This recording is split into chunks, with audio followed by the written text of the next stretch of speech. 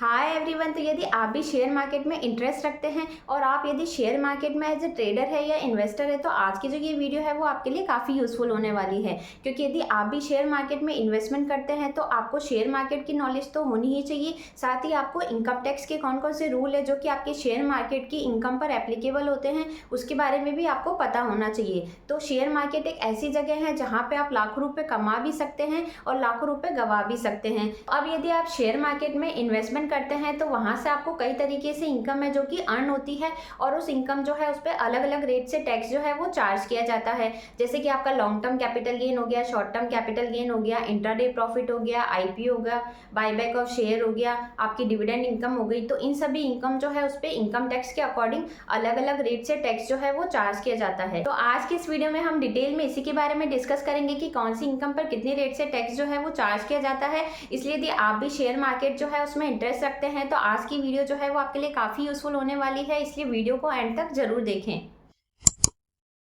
First है long term capital gain. अब मान लो यदि आपके द्वारा कोई शेयर है जो कि परचेज किए जाते हैं और उन शेयर को एक दिन से ज़्यादा अगर आपने अपने डीमैट अकाउंट में होल्ड करके रखे हैं तो उसे हम डिलीवरी कहते हैं। यानी कि वो शेयर जो है वो आपने डिलीवरी में परचेज किए हैं। अब मान लो उन शेयर को आप 1 साल के बाद अगर सेल करते हैं तो उस केस में आपको जो प्रॉफिट होता है वो आपका लॉन्ग टर्म कैपिटल गेन होता है। अब उस लॉन्ग टर्म कैपिटल गेन जो है उस पर आपको 10% से टैक्स जो है वो गवर्नमेंट को पे करना पड़ता है। लेकिन रिसेंटली गवर्नमेंट जो है उसके द्वारा बजट 2024 में एक मेजर अपडेट जो है वो आपकी टैक्स रेट में की गई है।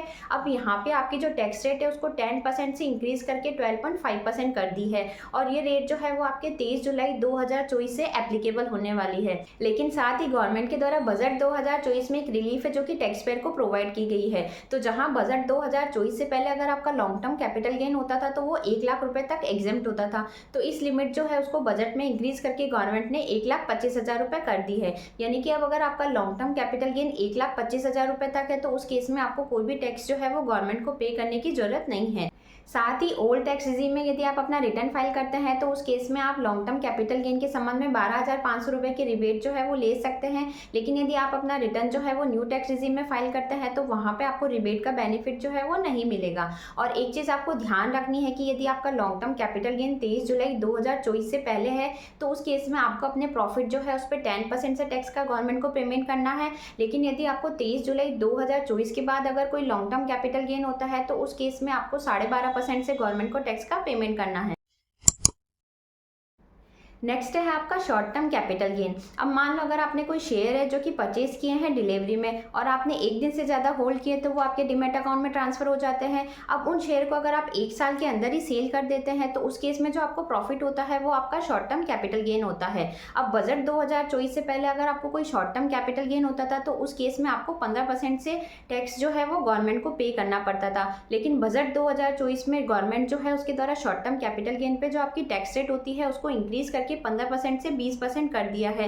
तो अब 23 जुलाई 2024 के बाद अगर आपको कोई शॉर्ट टर्म कैपिटल गेन होता है तो उस केस में अब आपको गवर्नमेंट को 20% से टैक्स जो है उसका पेमेंट करना है। तो अब शॉर्ट टर्म कैपिटल गेन के संबंध में यदि आप ओल्ड टैक्स रिजीम में रिटर्न फाइल करते हैं तो वहां आप 87A में 12,500 रुपए की रिबेट जो है वो ले सकते हैं। लेकिन यदि आप न्यू टैक्स रिजीम में अपना रिटर्न फाइल करते हैं तो वहां पे आपको रिबेट का बेनिफिट जो है वो नहीं मिलेगा। नेक्स्ट है डिविडेंड इनकम। तो आपके द्वारा जो शेयर परचेज किए जाते हैं उन शेयर पे कंपनी जो है वो डिविडेंड भी देती है। तो ये कंपनी पे डिपेंड करता है कि कंपनी जो है वो पर शेयर 1 रुपये देती है, 2 रुपये देती है, 10 रुपये देती है, 100 रुपये देती है। अब कंपनी क्या करती है कि अपने प्रॉफिट का कुछ शेयर होता है जो कि अपने शेयर होल्डर जो है उसको एज ए डिविडेंड जो है वो डिस्ट्रीब्यूट करती है। फॉर एग्जाम्पल मान लो एक्स लिमिटेड कंपनी है जिसके आपने 10,000 शेयर परचेज कर रखे हैं और कंपनी के द्वारा 1 रुपये पर शेयर डिविडेंड डिस्ट्रीब्यूट किया जाता है तो आपकी डिविडेंड इनकम हो जाती है 10,000 रुपये। लेकिन यहाँ पे आपकी डिविडेंड इनकम 5,000 रुपये से ज़्यादा है तो उस केस में एक्स लिमिटेड कंपनी क्या करेगी, 10% से टीडीएस जो है वो डिडक्ट कर देगी। यानी कि 1,000 रुपये का टीडीएस डिडक्ट करके आपको 9,000 रुपये जो है वो ट्रांसफर कर देगी। अब ये जो आपका 1,000 रुपये का टीडीएस डिडक्ट किया जाता है उसका आप क्या कर सकते हैं, जब आप अपनी आईटीआर फाइल करेंगे तो उसमें आप इसका बेनिफिट जो है वो ले लेंगे। यानी कि अगर आपका कोई टैक्स बन रहा है तो उससे आपका टीडीएस की जो अमाउंट है वो एडजस्ट हो जाएगी और रिमेनिंग अमाउंट पे ही आपको टैक्स का पेमेंट जो है वो गवर्नमेंट को करना पड़ेगा।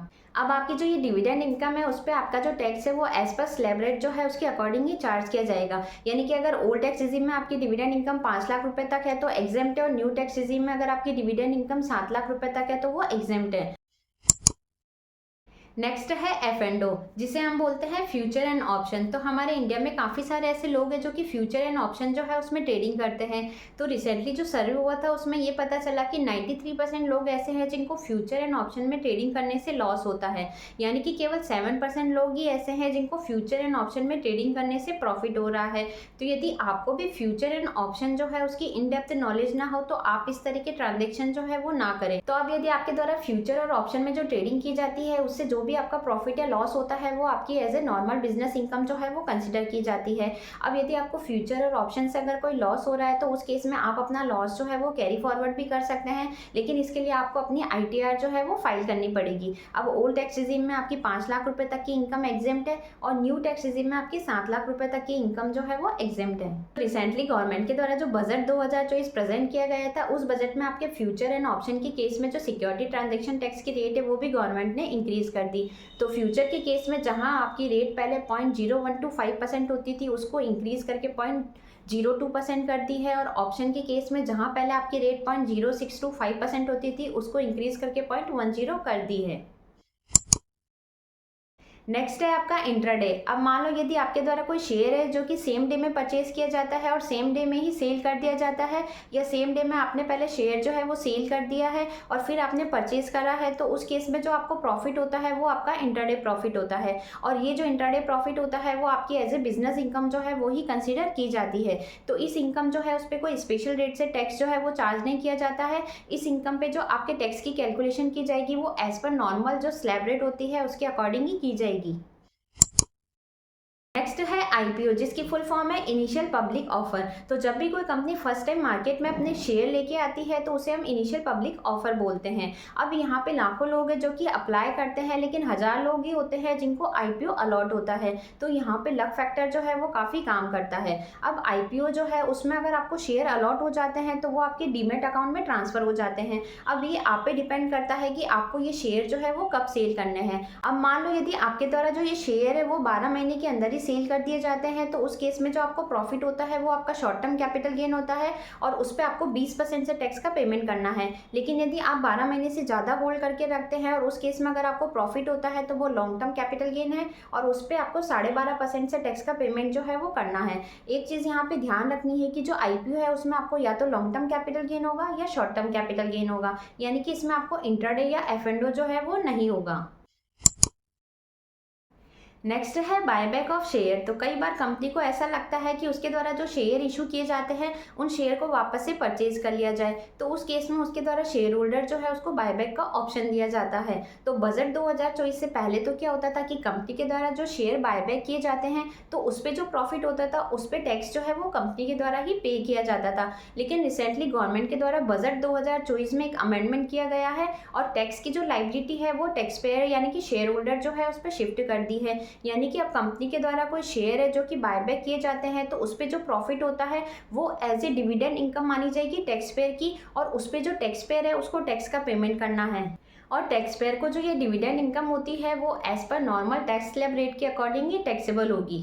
अब यदि आप शेयर मार्केट में कोई ट्रांजैक्शन करते हैं और स्पेशली यदि आप इंट्राडे में या फिर F&O में कोई ट्रांजैक्शन करते हैं तो वहाँ पे आपके टैक्स ऑडिट के प्रोविज़न भी एप्लीकेबल होते हैं। यानी कि अगर आपका टर्नओवर 1 करोड़ रुपए से ज़्यादा हो जाता है तो उस केस में आपको टैक्स ऑडिट कराना मैंडेटरी है, और यदि आपके डिजिटल ट्रांजेक्शन जो है वो अगर 10 करोड़ से ज़्यादा हो जाते हैं तो उस केस में आपको टैक्स ऑडिट कराना मैंडेटरी है। अब F&O के केस में आपको टर्नओवर जो है वो कैसे कंसिडर करना है, तो आपको परचेज वैल्यू और सेल वैल्यू के बीच का जो डिफरेंस है उसको एज ए टर्नओवर जो है वो कंसिडर करना है। फॉर एग्जांपल मान लो आपने ए लिमिटेड कंपनी के कोई शेयर परचेज किए हैं 10 लाख रुपए में और उसको आपने बेच दिया 5 लाख रुपए में, तो ये 5 लाख रुपए का जो लॉस है ये आपका टर्नओवर है। अब वाई लिमिटेड कंपनी के कोई शेयर है जो कि आपने परचेज किए 5 लाख रुपए में और वो बेच दिया आपने 10 लाख रुपए में, तो यहाँ आपका जो 5 लाख रुपए का प्रॉफिट है वो आपका टर्नओवर है। तो यहाँ आपका टोटल टर्नओवर कितना हो गया 10 लाख रुपए। तो ऐसे ही अगर आपका ये टोटल टर्नओवर अगर 10 करोड़ से ज़्यादा हो जाता है तो उस केस में फिर आपको टैक्स ऑडिट कराना मैंडेटरी हो जाता है। अब अब एक चीज़ है जो कि आपको स्पेशली ध्यान रखनी है कि यदि आप शेयर मार्केट में कोई इन्वेस्टमेंट करते हैं और वहाँ से अगर आपको कोई भी प्रॉफिट या लॉस हो रहा है तो उस केस में आपको अपनी ITR भरनी कंपलसरी है। यदि आप अपनी ITR नहीं भरते हैं तो उस केस में डिपार्टमेंट जो है वो आपको सेक्शन 148 में नोटिस जो है वो इशू कर सकता है। अब आपकी जो शेयर मार्केट से इनकम होती है उस केस में आपके दो ही फॉर्म है जो कि जाएंगे, या तो आपका ITR 2 या फिर आपका ITR 3। अब यदि आपकी शॉर्ट टर्म या लॉन्ग टर्म कैपिटल गेन है तो उस केस में आप ITR 2 फाइल कर सकते हैं, और यदि आपका फ्यूचर एंड ऑप्शन से या फिर इंट्राडे से अगर आपका कोई प्रॉफिट है तो उस केस में आप ITR 3 जो है वो फाइल कर सकते हैं। तो अब यदि आपको इंट्राडे जो है उसमें ट्रांजेक्शन करने से अगर कोई लॉस हो रहा है तो आप अपनी ITR भर के उसको अगले 4 साल के लिए कैरी फॉरवर्ड कर सकते हैं। और साथ यदि आपको फ्यूचर या ऑप्शन से या लॉन्ग टर्म या शॉर्ट टर्म कोई लॉस हो रहा है तो उस केस में आप अपनी ITR फाइल करके अपने लॉस को अगले 8 साल के लिए कैरी फॉरवर्ड कर सकते हैं और नेक्स्ट ईयर में अपनी इनकम जो है उससे सेट ऑफ कर सकते हैं। तो आई होप आज की जो ये वीडियो है वो आपके लिए काफ़ी यूजफुल रही होगी। वीडियो से अगर किसी तरह की हेल्प मिली हो तो चैनल को लाइक शेयर एंड सब्सक्राइब करना ना भूलें। Thanks for watching.